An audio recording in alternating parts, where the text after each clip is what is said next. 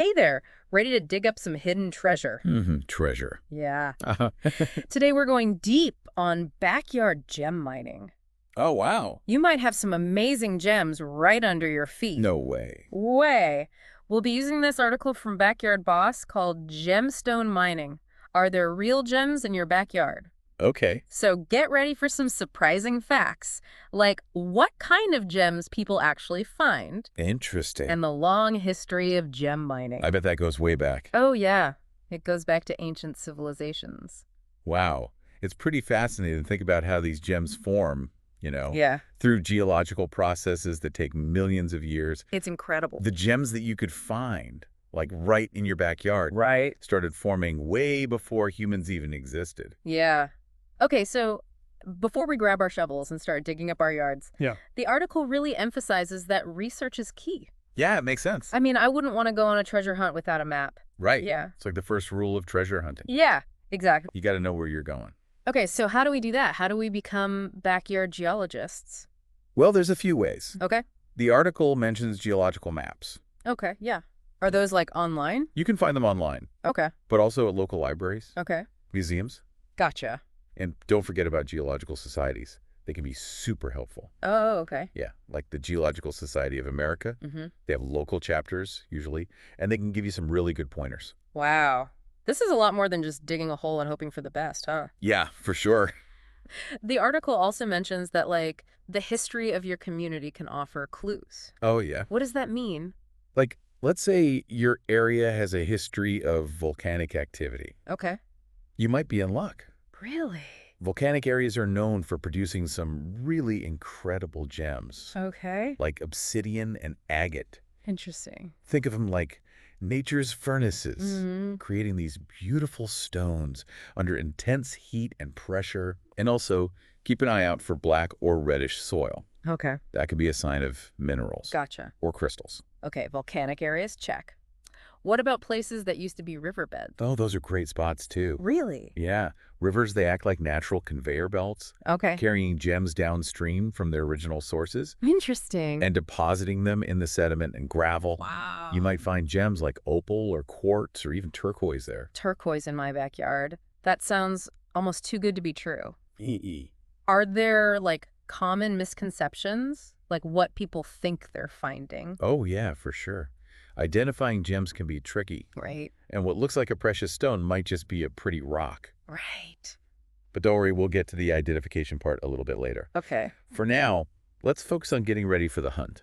Okay, it's time to assemble our treasure hunting toolkit. What kind of tools do we need? I'm guessing a good shovel is a must. You got it. All right. But it's not just any shovel. Right. The article mentions a small hand trowel is really good for delicate work. Okay. And then you need a larger shovel for digging those deeper trenches. Gotcha. You also want a rock hammer and chisel Okay. for breaking rocks, Mm-hmm.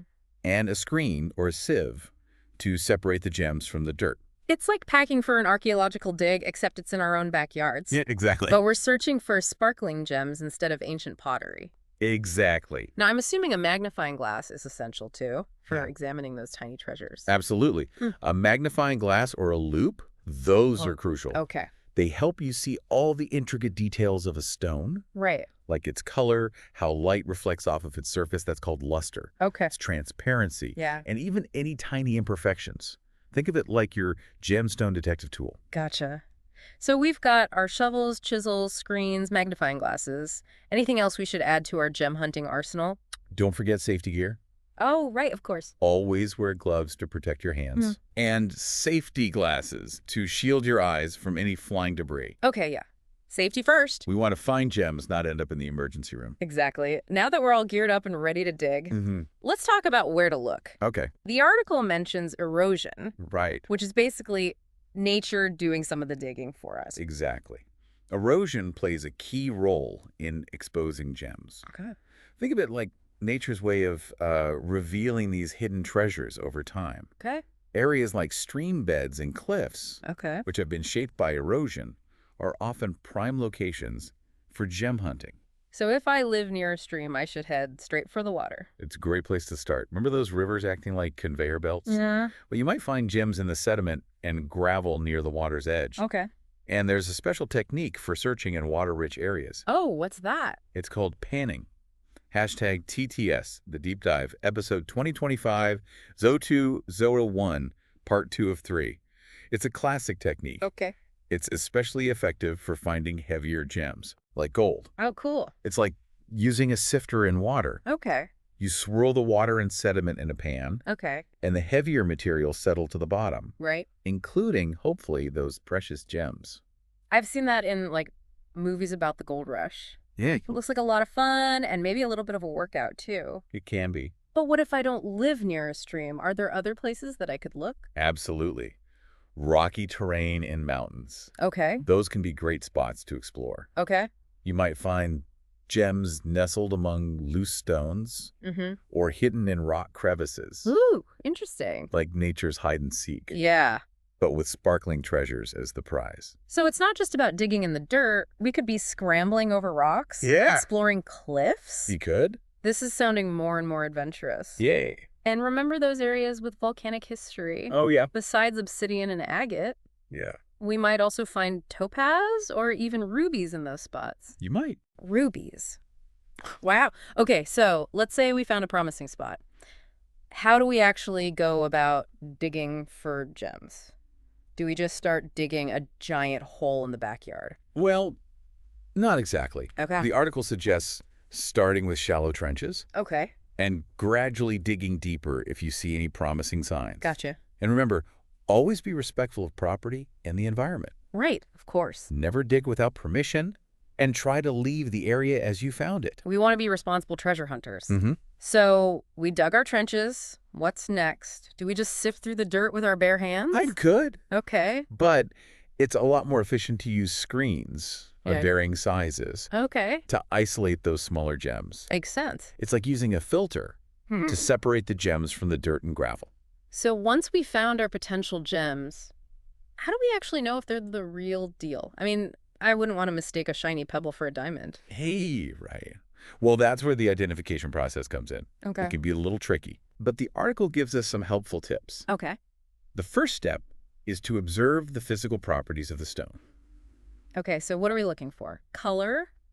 Maybe? Color can be a clue, Okay. but it can also be deceiving. Right. Some gems, like peridot, Mm-hmm. come in a single color, Okay. green, Right. but even then, the shades can vary. Yeah, that's true. And then you have gems like opals and tourmalines that Mhm. occur in a multitude of colors. Wow, so color alone isn't always reliable. Right. What about hardness? The article talked about the Mohs scale.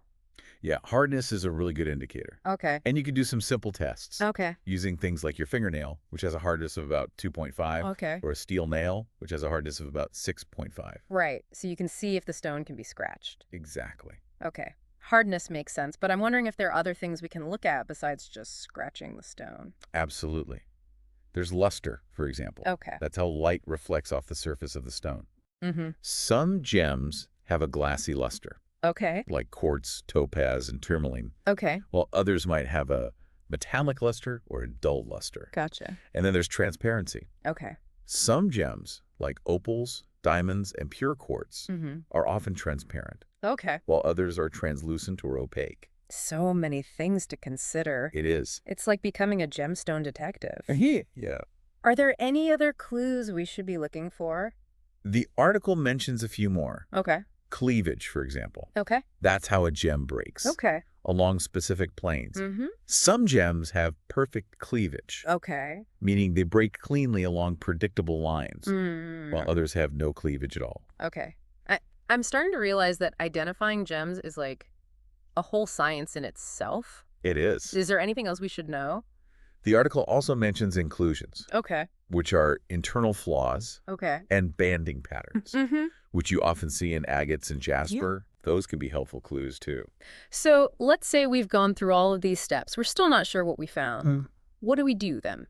Well, you can always consult the experts. Oh. There are local rock and mineral clubs, Okay. geologists, experienced gem enthusiasts Gotcha. who are usually happy to share their knowledge. That's awesome. And there are even gemstone identification apps Oh, cool. that can help you narrow down the possibilities. Wow. That's reassuring. I'm already feeling a lot more confident about this whole gem hunting thing. Good. But before we get too carried away with identifying our finds, let's just step back for a moment Okay. and think about why we're so drawn to these sparkling stones in the first place. Yeah, it's a good question. Like, what is it about gemstones that has captivated humans for millennia? Right. Why are we so fascinated by these treasures from the earth? Maybe it's their beauty, Mm-hmm. their rarity, Yeah, the fact that they were formed over millions of years. that's true. Or maybe it's something even deeper, like a connection to the Earth's energy Mm-hmm. and the forces that shaped our planet. What do you think? I think it's probably a combination of all of those things. Yeah. Gemstones are like tiny windows into the vastness of time and space, Yeah. reminding us of the interconnectedness of all things. It's a beautiful thing. Each gem, Yeah. with its unique characteristics Mhm. and history, tells a story about the earth It does. and the forces that shaped it. That's amazing. And this whole experience, from the research and the preparation Yeah. to the actual digging and identification, it's about more than just finding gems, isn't it? Oh, absolutely. Yeah. It's about connecting with the natural world in a deeper way. Yeah. It's about slowing down, Mhm. observing, Yeah. and appreciating the beauty that surrounds us. Yeah, I'm starting to see that backyard gem mining isn't just a hobby. Yeah, It's a journey of discovery. it is. It's a chance to learn about geology, history, even a bit of science, Yeah. all while having fun and spending time outdoors. It's the best of both worlds. And who knows? You might even unearth a hidden gem Yeah. that becomes like a cherished family heirloom, passed down through generations. Exactly. Hashtag TTS, the deep dive episode 2025-0201, part 3 of 3. I love that idea, a family heirloom from your own backyard. Yeah. It's like having a piece of your family history, Mm-hmm. connected to the earth itself. Right. I have to admit, with all this talk about gems, I'm getting really curious about the specifics. Yeah. What are we actually likely to find? Like, for example, Well, you mentioned agate earlier. right. It's a variety of chalcedony quartz, Okay. known for its beautiful banded appearance. Okay. Yeah. And these bands, they're formed over millions of years Wow.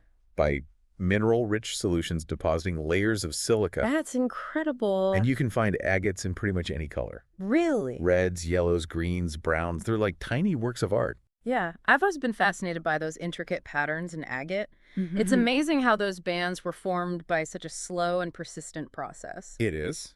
What about jasper? That article mentioned that too. Yeah, jasper is another type of chalcedony quartz. Okay. But instead of those distinct bands, Yeah. it has more of a mottled appearance. Okay. Think like earthy tones, Mm-hmm. intricate patterns, Yeah. reds, browns, yellows, greens. Okay. It's like holding a piece of the desert landscape in your hand.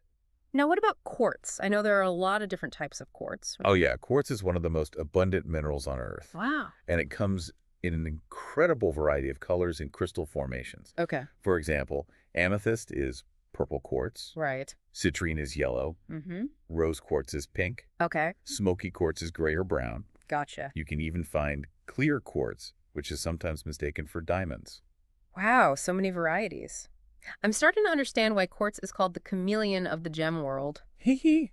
Right. Now, the article mentioned that white topaz can look a lot like a diamond. Is that true? Yeah, white topaz can be quite sparkly, Okay. but a trained eye can tell the difference. Okay. And topaz comes in other colors too, Okay, like what? like yellow, brown, blue, and pink. It's a really beautiful gem Okay. with a lot of personality. What about tourmaline? The article mentioned it comes in over 100 colors. I know, right? And is often confused with other gems. That seems like it would be tricky to identify. Tourmaline is definitely a master of disguise. Oh. It can even have multiple colors within a single crystal, Wow. making it easy to mistake for rubies, emeralds, or other gems. Right. But with a little practice and a good eye, Yeah. you can learn to spot its unique characteristics. Okay. Speaking of unique characteristics, Mhm. the article mentioned that turquoise is more valuable than gold. Yeah, That's surprising. it is. Can you tell me more about turquoise? Yeah, turquoise is one of the oldest gemstones known. It's prized for its vibrant blue-green color. It's relatively rare, Okay. which contributes to its high value. Mm-hmm. Imagine finding a piece of turquoise in your backyard, Wow, yeah. a gem that's been treasured for centuries. It's like unearthing a piece of history. That would be incredible. Now, I have to ask about opals. Oh, yeah. They're known for their iridescent play of color, right? Opals are truly mesmerizing. Yeah. Their iridescent play of color is caused by the way light interacts with their internal structure. Okay. It's like having a miniature rainbow trapped inside a gemstone. Wow. And black opals, the rarest kind, are even more valuable than diamonds. Black opal's more valuable than diamond. That's mind-blowing. Now, what about obsidian? I remember the article mentioned it's actually volcanic glass. Yeah. How does that even form? So obsidian forms when lava cools so rapidly that the minerals don't have time to crystallize. Oh, wow. It's essentially frozen lava. That's so cool. And it's usually black, but can also be brown, green, or even red. It's pretty fascinating. Yeah. How something as destructive as a volcano can create something so beautiful. It's a good reminder that beauty can be found in the most unexpected places. So with all of these amazing gems potentially hiding in our backyards, I'm feeling pretty inspired to start digging. Yeah, me too. Any final words of wisdom for our listeners before we wrap up this deep dive? I would say the most important thing is to have fun and enjoy the process. Right. Remember, backyard gem mining isn't just about finding valuable stones. Yeah. It's about connecting with nature, Right. learning about geology, Yeah. and experiencing the thrill of discovery. Yeah, I couldn't agree more. Who knew there was so much to discover right under our feet? Right. So to our listeners, we encourage you to grab your shovels, your magnifying glasses, and a sense of adventure. Yeah. And see what treasures you can unearth. And remember, whether you find a sparkling diamond or a humble piece of quartz, the real treasure is the joy of discovery and the deeper connection you forge with the natural world. That's a perfect note to end on. Happy gem hunting, everyone. Thanks for tuning into Hollywood Buzz. If you enjoyed today's updates, give this video a like and subscribe for more.